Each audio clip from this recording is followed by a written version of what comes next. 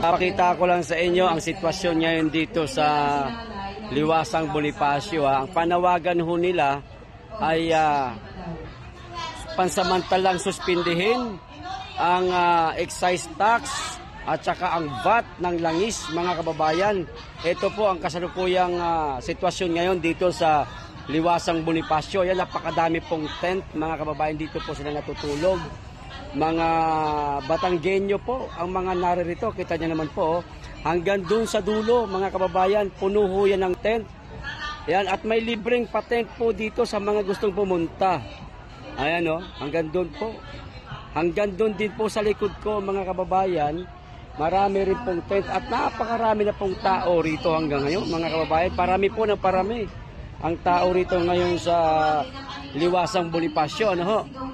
Ayan, ang programa nila tuloy-tuloy.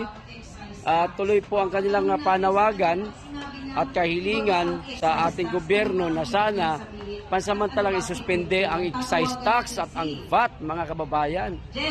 Ayan po, karami ang tao rito, mga kababayan. Meron naman pong liguan, meron po silang natutulugan, meron pong pagkain, meron pong tubig. Hindi po sila napapabayaan, mga kababayan. Maayos po ang kanilang kalagayan ho dito. O, ayan o, hanggang doon po ang tent, nakikita nyo ho yun.